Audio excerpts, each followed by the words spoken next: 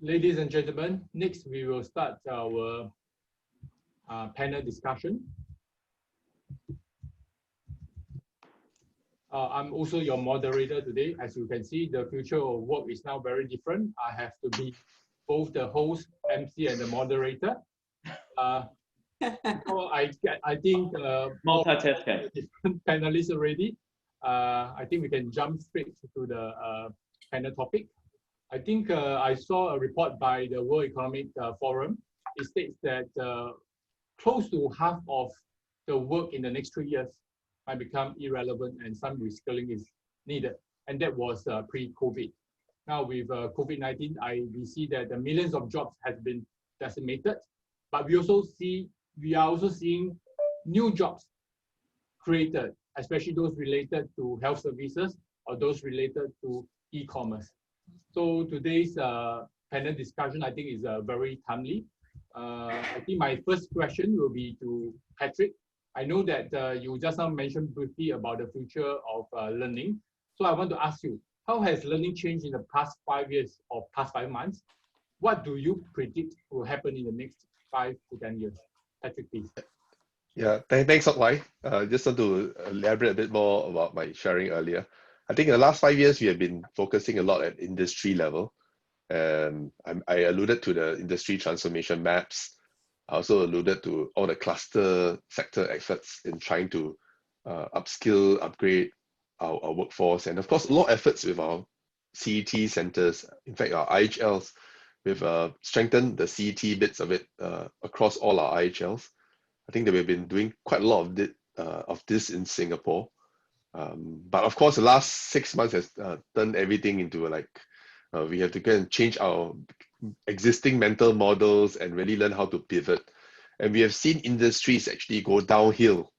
Companies go downhill because either because the sectors are badly hit or they are unable to pivot and really change their business models and business strategies. So I think I won't really look at the past, but I try to look at the future. I think definitely the way we learn, the way we pick up things are going to be much faster. I think Annie loves this word, and I love it too. It's called speed to market. I think we really need to have that speed to market. It's now become should I say, a digital imperative of sorts. Because we really need to see we really don't know what's going to happen next. In the last 5 months alone, you'll see new announcements, new rules, new advisories, and everyone having to grapple with all these changes without being able to have the luxury of a crystal ball to look at what's going to happen in the next 3-5 years. So the crystal ball is becoming more blurred and unclear. So I think, but we are still humans, yeah. Everyone is still human. Every organization still needs to carry on and want to thrive. So I think it's how to have that level of agility, adaptability, and at the same time also the agility to navigate some of these choppy waters. And I've seen personally, I don't mention company names, I've seen companies that are in industries which are in the doldrums, but being able to pivot, being able to get their workforce up to speed through learning really on the go. Learning on the go. So I think the future of learning will really be learning on the go. Yeah, anywhere, anytime, really picking up the necessary knowledge, the ideas, the skills, to be able to innovate, to be able to, to stay afloat amidst this very, very, very stormy, or should I say, choppy waters. So I think the future learning, definitely, we talked about it, micro learning, blended learning, digital learning. But I think increasingly more important is really knowing and reacting to some of these new changes and changing landscape and things that are happening around us. So I think that learning on the go, it's going to be the order of the day for the new work agenda. Thank you, Patrick. My next question is for Prof. Annie. I know you have been a strong proponent of the new work agenda. You sit in a committee in the World Economic Forum on the future of work. So what effect has technology and COVID made on the work agenda, and how does it give rise to the new work agenda? Please define what is the new work agenda to us. Thank you very much, Hock Lai. First of all, thank you and congratulations both to GFI, to AMTD, and to all my education enthusiasts. I think all of you have education in your blood, and you spoke so passionately that our life is about learn, work, learn and work.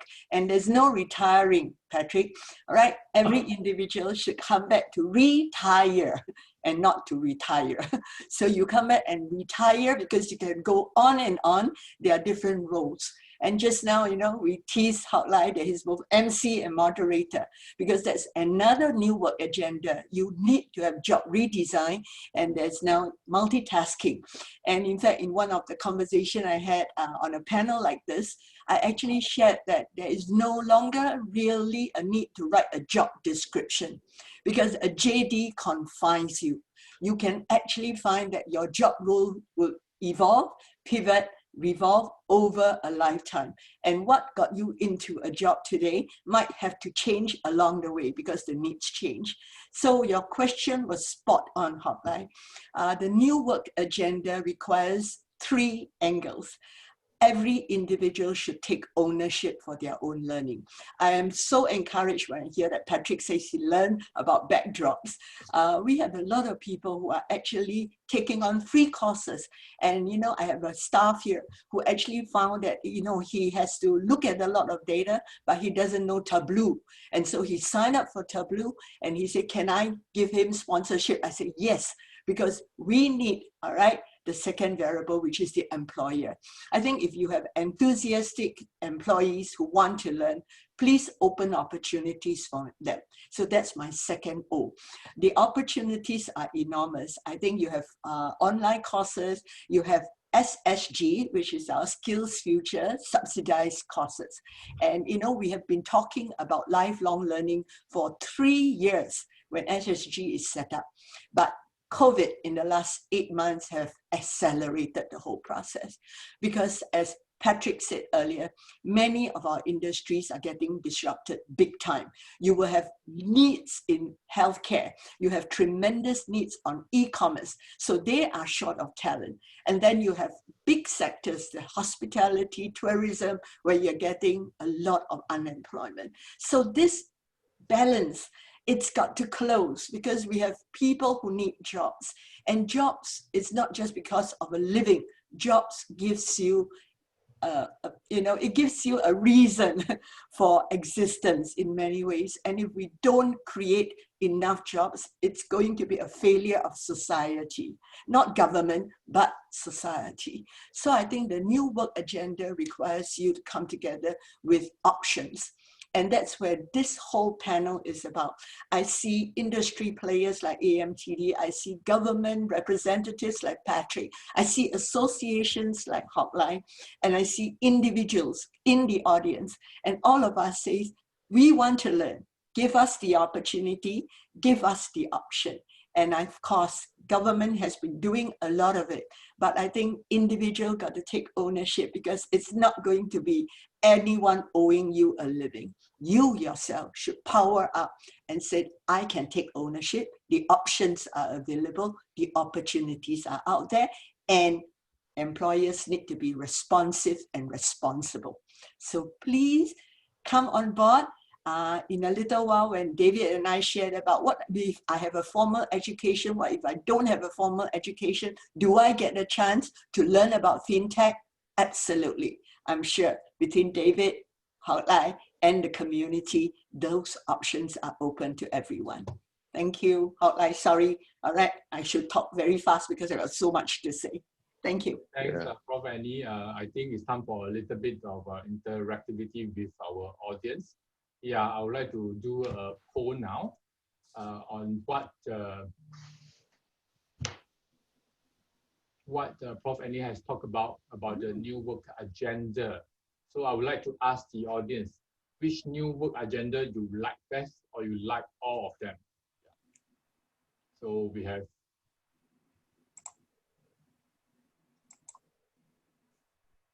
hosts and panelists cannot vote. I was trying to click my button.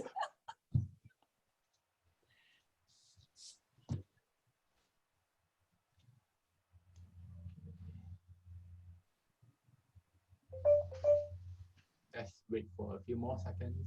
Okay, anyway, while we are waiting for it, I just want to jump in. Because Okay. Annie spoke earlier about taking ownership. I want to just share that in the last 5-10 years, um, in fact, the mental model of the government has shifted quite a bit. If we all remember, of those of us who are young enough, will know that we have always been on an employer-based, employer-supported model. So actually, thanks to Skills Future, we have really shifted. In fact, this year, if you noticed, in the 4 rounds of budget, a very major sharp shift from a purely employer-based model to an individual initiated model through providing Skills Future credit. Now you can access a surrogate employer to go for training. You can go for various programs like the PCP and of course many of the adult learning options offered by a CET. So I think I must say I get a lot of feedback from our ASEAN and Asian partners as well that in Singapore we have an ecosystem that is strongly supportive of individual initiated training. So I think it augurs well for us to take ownership. So I just wanted to chime in on this development. I think we are not lack of resources in the areas of training. It's now getting us to really come forward. Yeah, so everything is there. The fruit is on the table. Just partake of it. Yeah, but don't treat it like a buffet. All right. Oh, of course. Yeah. So you must know what you want and what you want to be, and then you select. And that's why that specialization that Kelvin talked about, learn to do it and do it well, do it deep and not just cursorily. Yeah. Sorry. The poll results, please. Yeah. Wow. Okay, so Prof. Annie, good news is that all of the above, most of us like that option, but I also see a very good balance in terms of taking one's individual ownership, and also employers to also create more diverse opportunities for employees. Okay, my next question is for Prof. David Lee. How can we make a substantial difference in advancing the new work agenda? Prof. David? Yeah, right. First of all, it's really great to have everybody on the panel, especially Annie, who's always very lively. But in response to the New World Agenda, I think I'm just speaking from the perspective of GFI, is we need to, first of all, be very clear of the apparent direction, what we are trying to achieve collectively. I think once we clear about the direction, then we can offer the varieties and options from GFI perspective, and this is what we will bear in mind constantly. The second thing is that we have to ensure that it's relevant and complementary to existing education service providers. I think that's important because the GFI is here to fill the gap, and we need to have a very clear explanation how we are going to add value and fill this gap. I think that is another thing that I think GFI will be very focus on that. And thirdly, we need to also look at the strategic value, which is crucial for business.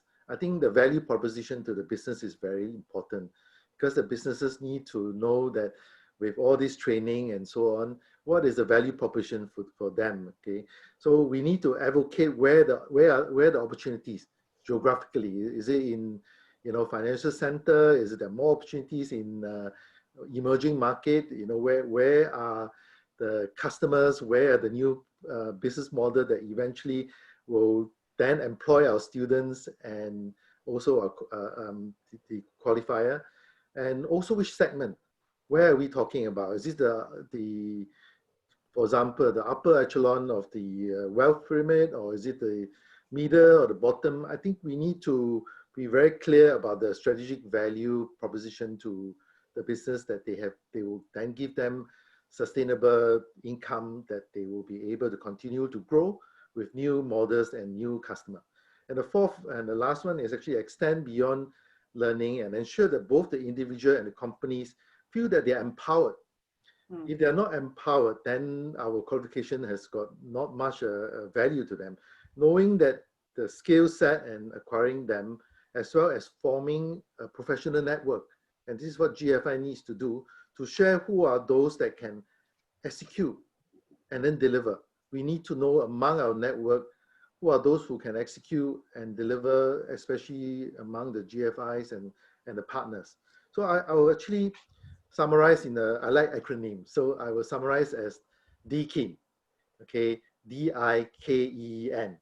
You know, you have to be very keen about this. The D stands for direction. We need to identify the direction, and, you know, telling people where exactly the direction is, and this is what GFI will try to do. And then we need to identify the skill set to fulfill that collaboration towards the direction. And then that's D and I. K is knowledge acquisition. Then once we know what sort of skill set, we need to have the knowledge acquisition. Then we have to think of another E, which is empowerment, right? DIKE, empowerment, to empower them with that. And also then the next E is to execute by collaborating. We need to advocate collaboration with the network and so on. And therefore the final one is network expansion. How do we expand this network, not only just in a country, but you know, entirely to many, many countries, to Africa, to South America, to ASEAN, you know, to countries that which are going and can give us a new business model and new customer. So I will end by saying that it's DIKEEN. So I hope you can remember that this is our type of mission that we are focusing on.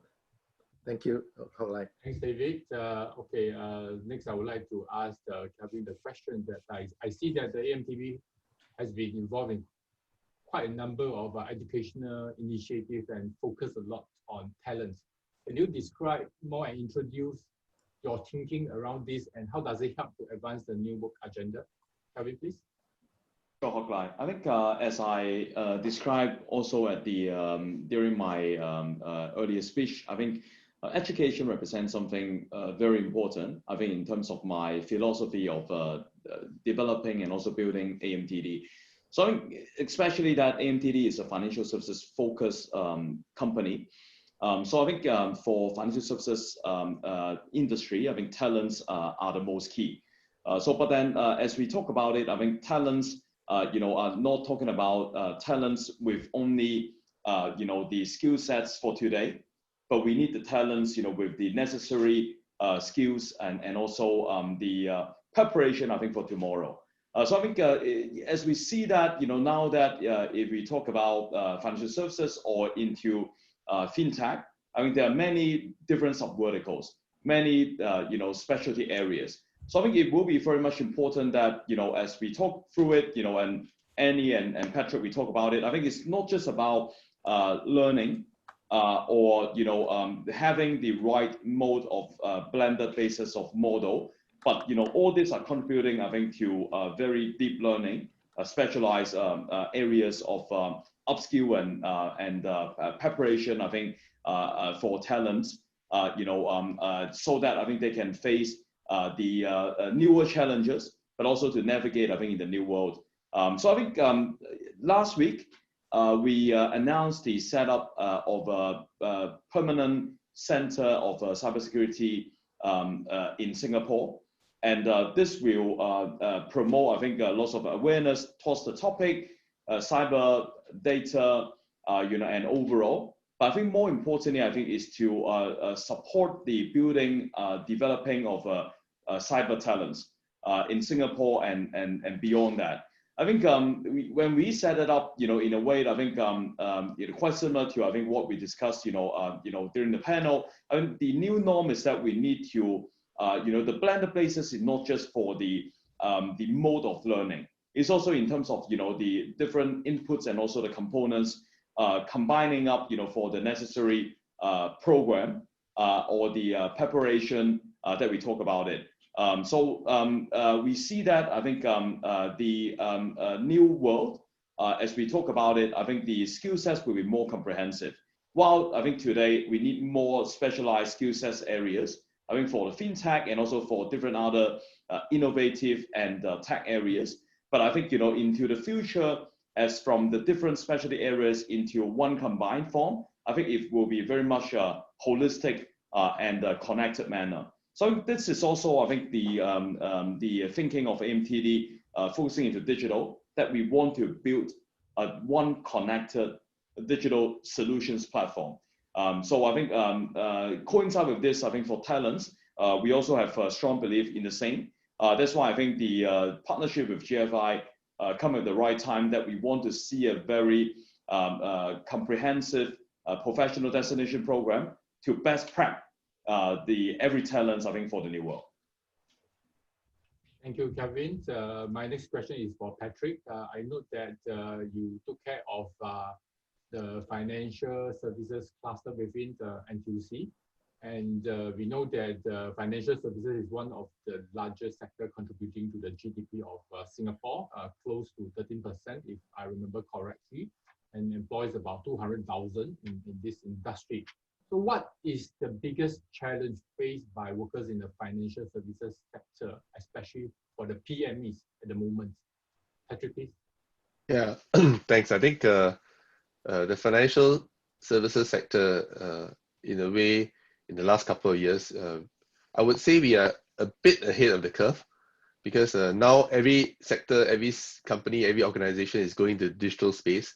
I know the financial sector, particularly some of the leading organizations, have already started that journey the last 5 to 8 years. And I'm glad that in a way, the financial sector has navigated COVID-19 and the challenges that it's brought about slightly better than many other industries. So I think we have gone quite a lot into the digital space. But I think this also means that the entire disruption process, as what Annie mentioned earlier, has been accelerated. Accelerated not just by a small pace, but really by leaps and bounds. I think a lot of the financial institutions are relooking at the digital agenda beyond just transformation, but really looking at this new concept, the low-touch economy, and the fact that there are a lot of new opportunities.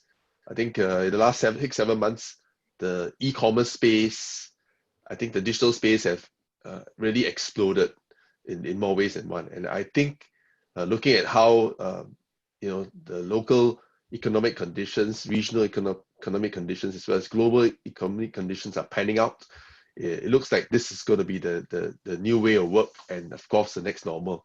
And definitely the digital space and digital agenda will be a big one, a very big one. And I do see a lot of new opportunities. But a big challenge, I think, is having the necessary skills, not just the necessary skills, but the right skills for some of these new opportunities. We talked about, I alluded to the digital banks that are coming up. I suspect a lot of the new jobs are going to be created, particularly with this entire pandemic, and of course in the financial sector, and of course in the FinTech space, will be people with a multi-domain expertise. At the same time, also a lot of deep tech talents that are required. So I'm glad many of our IHLs are really accelerating their training and educating of the workforce, not just the workforce, but also fresh school leavers in this area of tech, STEM, as well as not just tech, it's also deep tech. So I think, but again, there will be some time before we get many of these of our students into the working world. So there's a lot of efforts, therefore, in trying to train many of those workers who may have very strong experience and domain expertise, as well as adjacent skills and knowledge and experiences to embrace some of these learning. So that's why the focus on CET and many of these learning platforms, including I know GFI is going for this accreditation process. I think it's good, it's the right step forward, because we really need a lot of new skills, people with the new skills to embrace some of these new jobs and new opportunities that will be sprouting out. In fact, some of these are already sprouting out. If you look at many of the jobs portals and space, really, I speak to many headhunters as well. Many are looking at really digital talent. So there's one big space that they will augur well. But I think more importantly, to ensure our workers and many of our PMEs who are in this space to be able to stay ready, relevant, and resilient. Why? Because I think some of these new skills are going to be not so easy to pick up. I tried picking up some of these skills. Wow, it's really quite a mouthful. It's not easy. But I think with the right mindset and the right attitude, we will be able to equip many more of our workers to ensure they stay employed and employable. Thanks, Patrick. My next question is for Professor David Lee. Yeah, so we see that now there are some gaps in both learning and work. We hear a lot about speak to market. We hear that, I mean, at least the audience, they prefer to take ownership of their learning, but they also like their employers to participate in helping them cope with the new mode of learning and working. So, Prof. David, how can CFTP address some of these gaps so that the candidates can face the future effectively? Yeah, I think it's a very interesting question.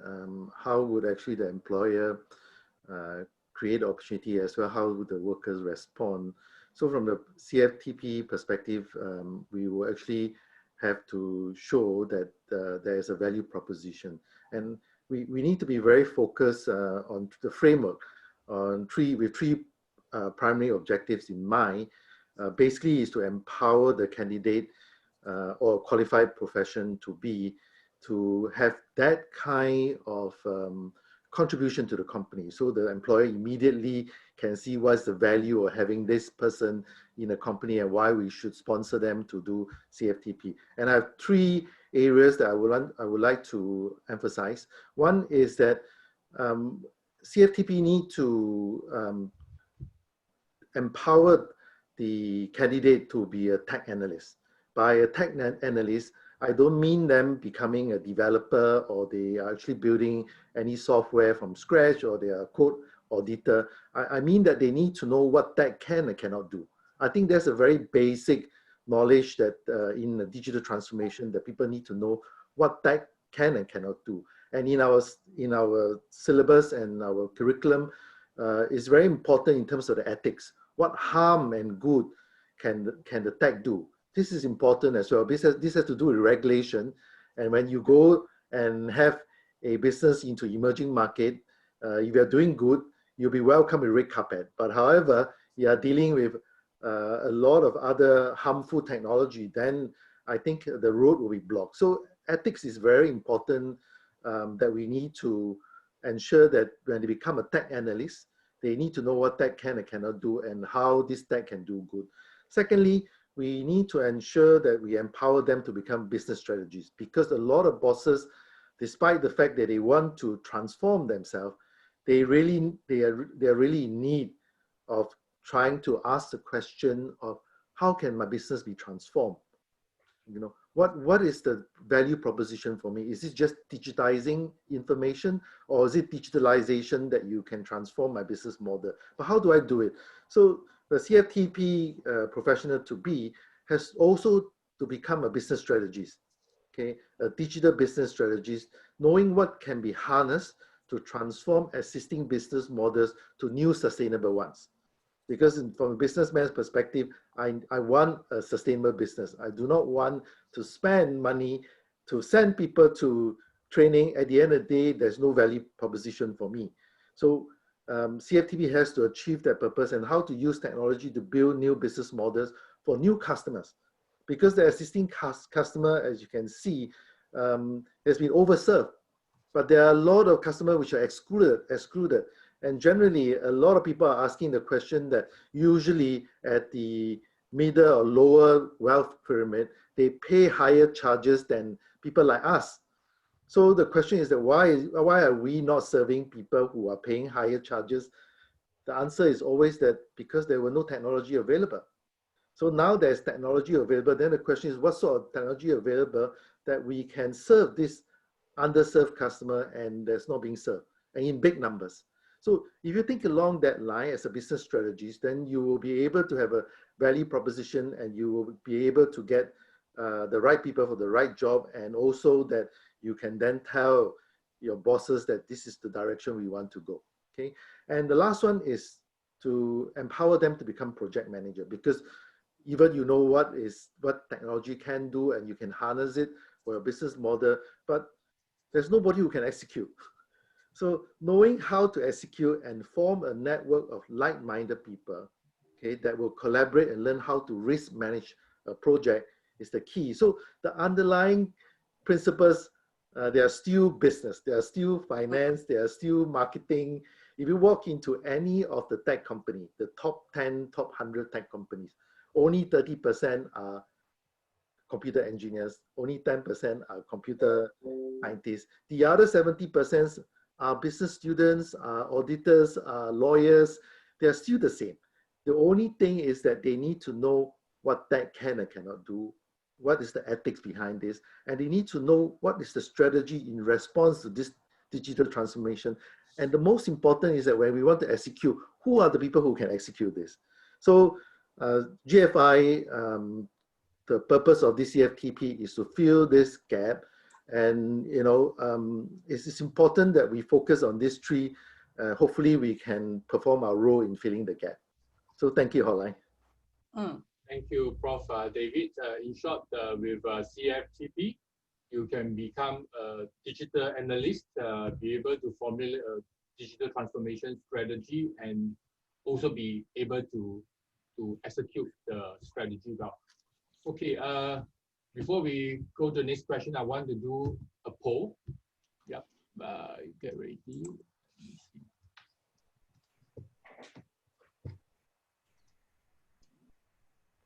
Yes, okay, so the poll question is, do you think the current learning models by universities are outdated?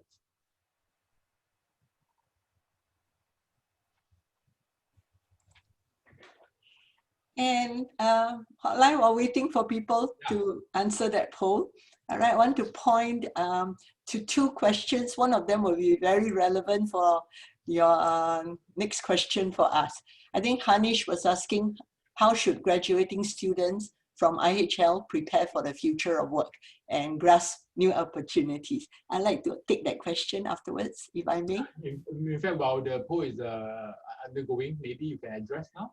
Okay, good. So thank you very much. I don't think you can get rid of universities, but I think universities must respond to the demands from the market. And, I think many universities are trying and doing it, but I want to say that 11 years ago in SMU, so I have to tell you about SMU, we actually launched an international trading track, which sits under the finance major. And what we make it different is, other than credit courses, we also allow the students to take a course for credit, which is offered by the Institute of Chartered Shippers. So it is called shipping business, and is counted towards the professionalization when they graduate and then enter into the industry.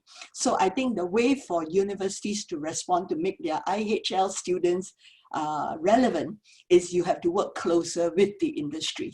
So if you have the CFTP certification, that can be owned by yourself, or it could be coupled with courses that are existing in the finance majors in the 4 universities. And that's what David was trying to say. So if you sign up for a course in NUS, in NTU, in SUSS, they are already clogging the advanced credits, which is needed for you to get your CFTP. So that brings the two together.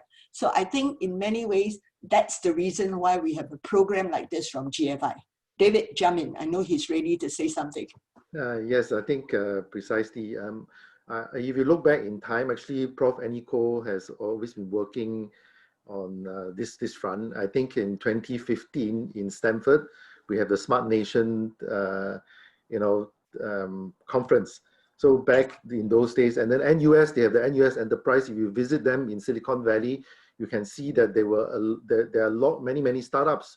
So the universities in Singapore actually way ahead of the curve in this. But as Prof. Koh is saying, is that this is a tsunami, as Patrick was saying, this is a tsunami. And we always talk about the word digital divide. And digital divide meaning is that if you look at the investment market, there is a digital divide. You see all the tech companies, prices are actually rising very quickly. Fundraising is so easy for some of these tech companies, and and technology is raising 220 billion just like that, but if you look at the other end, all the traditional business from travel to banks and all the stocks, and so they are going the other direction. So the clear thing is that it is not just about digital transformation. This is the 4th industrial revolution, and that means that there is a very small group of people who have information and skill set and business model that the rest do not have. And because of that, the acceleration of knowledge in this small group of people are actually moving ahead very quickly. Every time I go to China, I come back, I feel that I'm another 3-4 years behind. It doesn't mean that Singapore is not moving fast enough. It's just that this is a tsunami that they are moving in a lightning speed. So the question is that how do you then disseminate this information? And it is not the university that is not catching up. They are. I can assure you, because I work with 4 different universities, we are working very hard behind the scene. And if you look at the academic council, everybody is working very hard. And Patrick is shaking, is nodding, because he knows that how hard we have been working behind. But that speed of transformation is, nobody has seen it before, because I don't think many people have seen the 3rd industrial revolution, let alone the 4th industrial revolution. And when that hits us, then we need to really crowdsource wisdom, collaborate. And this is why GFI is being set up. In a sense, it's university agnostic. It is about like-minded people coming together and willing to crowdsource wisdom, putting our head and energy together, because we have a very important duty, a responsibility out there to ensure that this gap is being filled, so that we can actually catch up with the few companies. And otherwise, we'll have a situation that the digital divide is going to be more and more and more. So it is a mission. It's a mission not only for GFI, but a mission for everybody to join us to fill this gap as much as possible, working with all the giants and working with everyone who wants to do that. But we need to show the direction, very clear about that. So I think this is what we can work today. I hope Annie will agree with me on that. Agree. And now I'm curious to see whether you think the universities are still relevant or not. How like? Yes, they still think we are still relevant. No, and I'm sure we are all learning. And I think, yeah, and actually, you know, there's another question, Hock Lai, that you might want to get, you know, Kelvin to answer. Yeah. Which question you are referring to? The one that, how do you, wait. Partnership. Yeah, correct, yes. Okay, so basically the question is asking how... Xiangrun's question, yeah. Yeah, so how does all the partnerships that the AMTD have with CFTP, with RC, with the AY's programs, how does it link Singapore with the best in class of tech hubs globally, like Silicon Valley, Shenzhen, or even London? Yeah. Good question, Nick.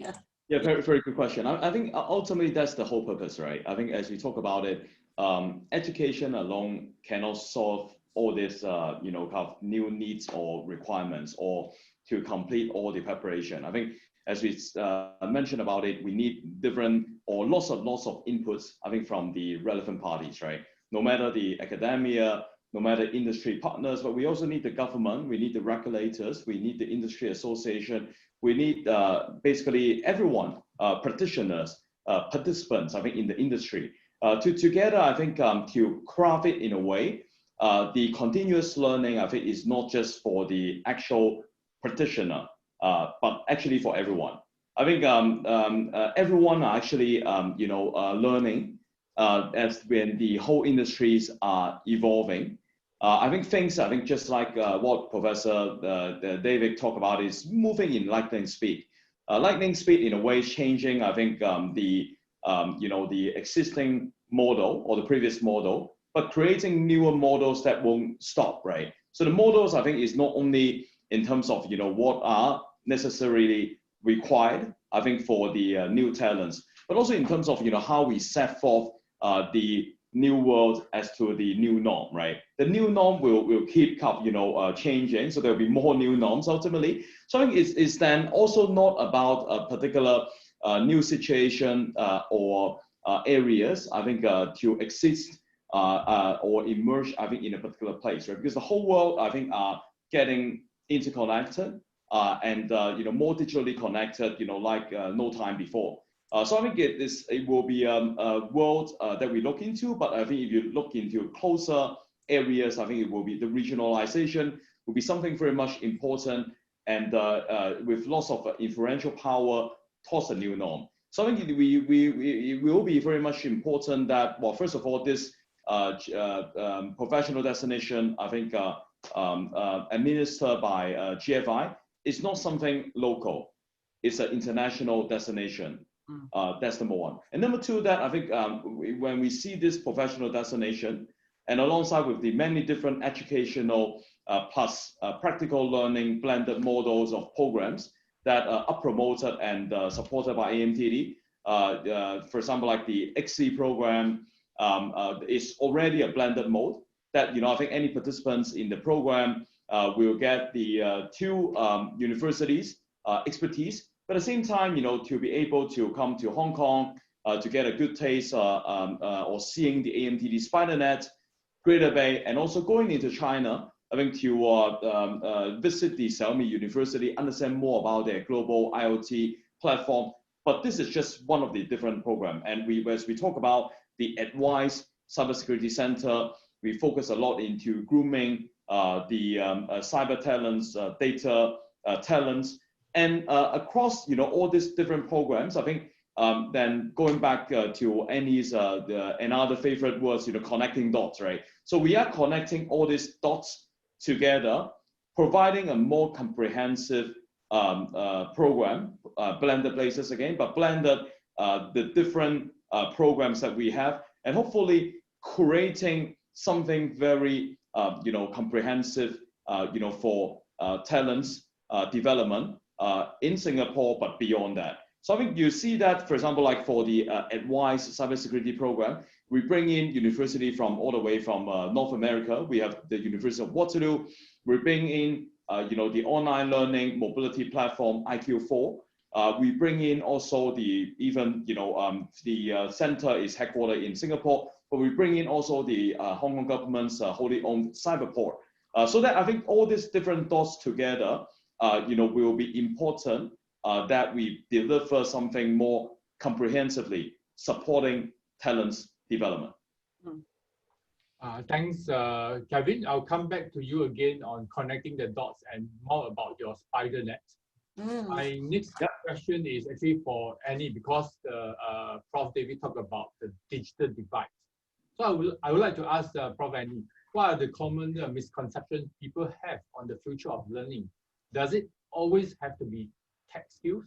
How can we combat these misconceptions and communicate more effectively? Thank you very much, Hock Lai. I think if you recall, about 2 weeks ago, we have the SSG Learning Festival.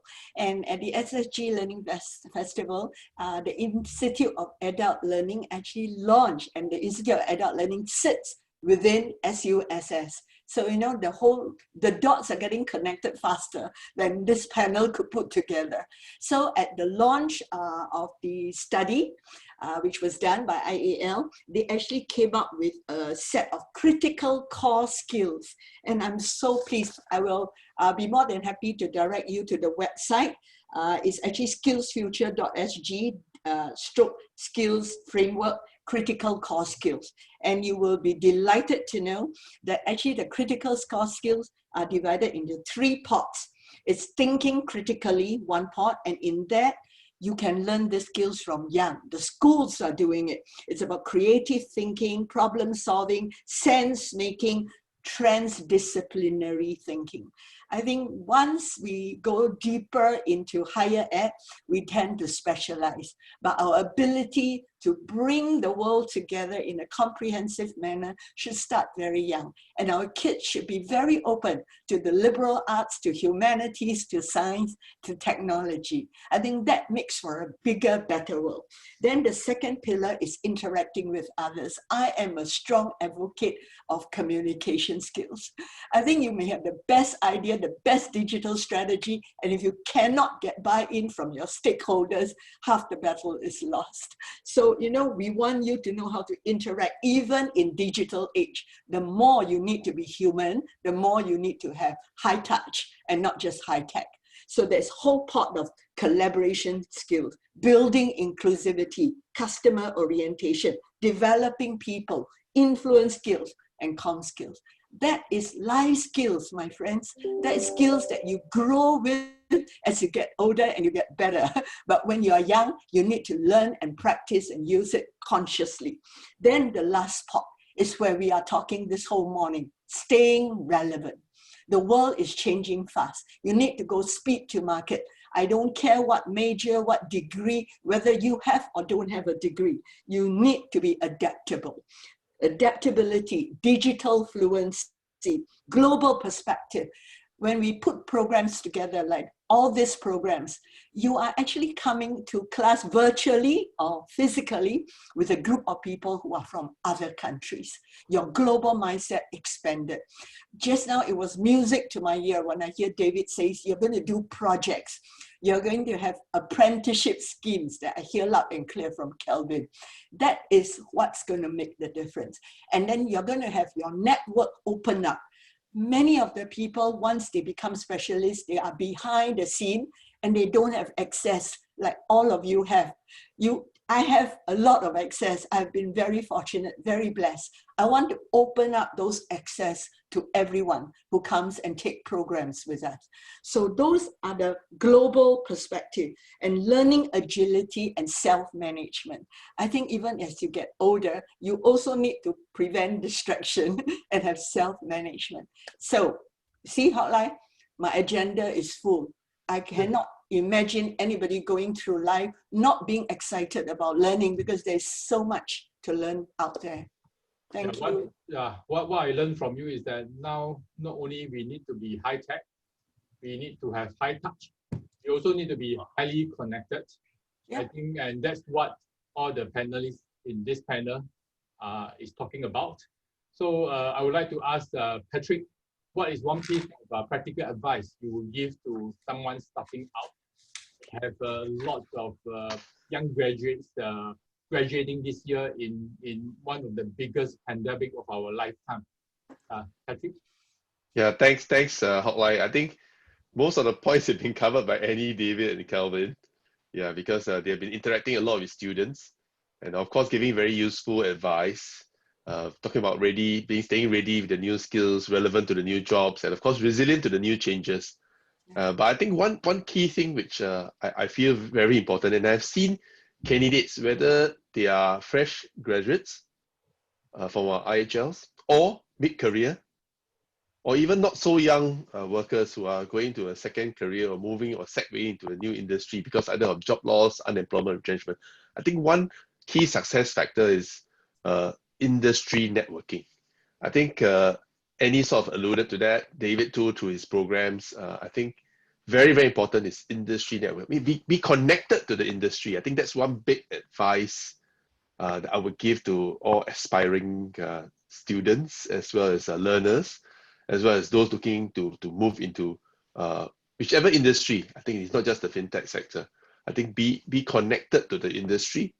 Yeah, I know many have left the industry but want to reconnect back. But because they've not taken active and proactive steps in establishing that connection, they are finding it a bit more difficult and harder. So in whatever industry that you have a passion for and you're deeply interested in, stay connected with that industry and maintain that industry network. Because say all you want, I mean, I've been looking at all the placement stats and how people get into jobs and land themselves into the new jobs. Those who are well connected in industry tend to have a higher success rate in landing themselves in a job in that industry. So I urge everyone, I mean, students, all the entire spectrum. I mean, now it's everyone. Yeah, we are all in that journey together. Thank you, Patrick. Maybe I would like to share one of the study we did, Singapore FinTech Association did with PwC Singapore last year. We asked the FinTech employers, where do they get their new candidates? 87% are from personal referrals. So that speaks a lot about connectivity.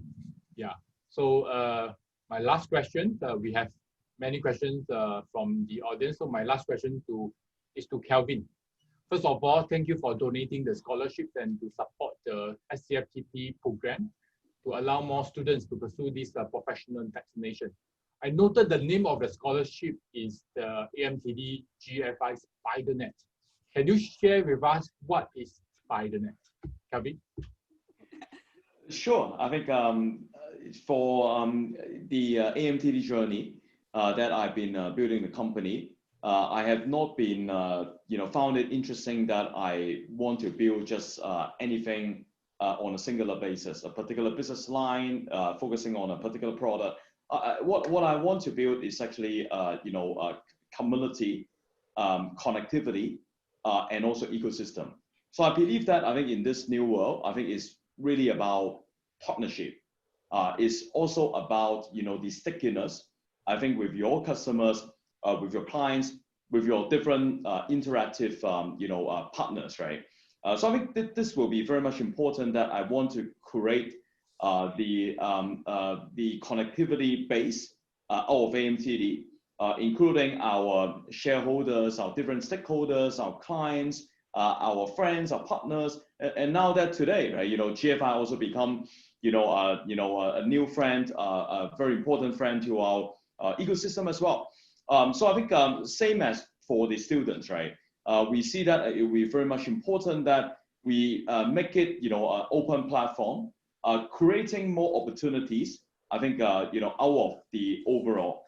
And I see that, I think we talk about ecosystem, when we talk about partnership, the whole purposes, I think, of the overall is really about value creation. I mean, not only creating values for your own self, creating values for, one or the other, but it's really about creating more values. Otherwise, cannot be done by your own self, or maybe creating values out of your non-core. So I think people usually miss it off, think that, well, there are lots of core values that they will build it out from the core businesses, but then there are also some hidden crown jewel that otherwise, when you find the right partner, doing the right, partnership at the right time, then you're creating more values, right? So I think in the creating values out of the non-core, I think it's also some of the, the core themes that we see that, we want to, maximizing the value creation power for everyone within the network. So when we say that the ecosystem, I think is an ever-growing one, and it wouldn't be just my ecosystem, because when I interact with any of my different, business partners, friends, they also have their own or proprietary ecosystems. Ultimately, it's interconnecting with the outside world and creating the stickiness, empowering the connectivity. And ultimately, when you see that, Professor David Lee talk about the buzzword, the beacon, right? I also have the forwards, right? When we talk about it out from the AMTD forwards, right? Basically, I see that, for anyone, when you want to take charge of your future, be responsible, embracing, not only the work front, but also the education front, be someone more valuable to your organization or also to your own self. I think it's really focusing on the forwards. Think about it as creating a memorable, transformational, and defining journey for your own self. And that actually is an AMTD forward, right? So, that's pretty much it from my end. I think hopefully more people, I think, welcome to connect with me if you want to find out more about the spider net. I think I can guarantee you that there wouldn't be poison within the net. I think it's only vitamin. Thank you, Kevin. Unfortunately, we are also running out of time. I think I would like to get the panelists to maybe give one or two words of encouragement to our audience. I think I do last. Yeah. Okay, then maybe start off with Prof. Annie. The one I do last. You do last, okay. Gentlemen first for this, Patrick. Yeah. Any final thoughts on this topic? Yes, like I said, I think I think each and every one of us, I think not just organizations, not just employers, not just society, individuals, including you and me, I think really need to stay really relevant and resilient. I can't emphasize more the need to do that. We've been talking about this. We're talking about agility, adaptability, and of course, ability at the same time. But I think during this period of time where things are so in flux, the change is so certain and real, and at such breakneck speeds, I think it's important for us to continually ensure that we stay really relevant and resilient. Definitely a key must-have in this new age and this new future of work and the new work agenda. Thanks, Patrick. Prof. David. Yes, I just have to add this to leave it to everybody, is that perhaps hopefully we can all think of ourselves as part of the open blockchain, ecosystem where we all, doesn't matter it's organization, individual, we are all a node in this entire ecosystem. And don't switch off, don't be irrelevant and not part of this network. We can all independently function, but we all have a common objective or collaborating for common good output, thinking about serving the entire ecosystem so that not only I or my organization is relevant, but the entire ecosystem have the same common objective, and then the network effect will grow. So if we can have the kind of mindset, hopefully GFI is one of the node that can play that role, then that is my wish that I'll leave it with everybody to think more about. Kevin. I think 3 points or recommendation. One is, stay open mind. I think openness, I think, is very much important. I think in this society, right? Everything is open platform and the open connectivity. I think so that's for one. And number 2, I think is go comprehensive instead of focusing too narrowly in one singular item or topic, but then be comprehensive, holistic. And finally, I think it's look globally, regionally. I think stay awareness of what's happening around the world, because the worlds are changing in lightning speed. So be aware of what's happening and stay hungry to continuously learning and upskilling yourself. Annie? The camera come to me already. Thank you very much. I think this has been a wonderful, amazing conversation, and I'm so encouraged. All right, when we go to school, every time when we started off in school, we all learn our ABCs. So I'm going to finish up with ABC. I think for all of us out there, everyone on the panel, adaptability is so critical. Everything that Pat says about relevant, resilience, and what David said and what Kelvin said about open-mindedness is about being adaptable. So A is adaptability. We will have stages and different points in our life, and changes are coming hard and fast. We should not be afraid to change. So the second is B, standing for bold. Do not be afraid. Boldness is a good thing. Boldness is not recklessness. I'm not asking you to be reckless, but when I ask you to be bold, is be fearless. And I think courage is a wonderful thing to have. So embrace new changes, embrace technology, embrace a different sector, because there are so many options out there to help you retool for a new sector. And the last is a recurring theme. We cannot do this on our own. So C stands for collaboration. So collaborative is the only way forward. I think the vision and the mission that David was trying to articulate is we are democratizing not just education, we are also democratizing the availability to technology, to making a better world together. If you look at my bookcase, there is a book, and that is the mission of SMU in the next decade, to imagine better.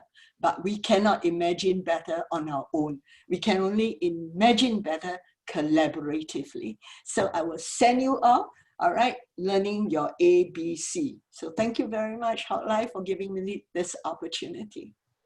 Thanks, Prof. Annie, for your ABCs. Be adaptable, be bold, and be collaborative. And thank you for the panel for your very insightful sharing. I learned a lot too today.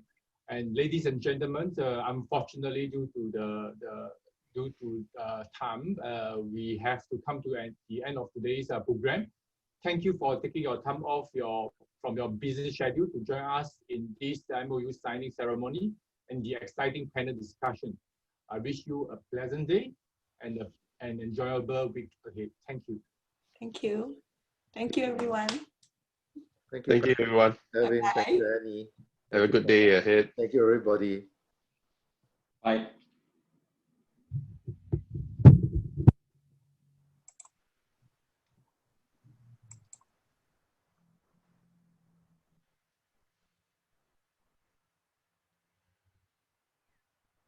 Thanks, Hock Lai. Thank you, everyone. Thanks, David.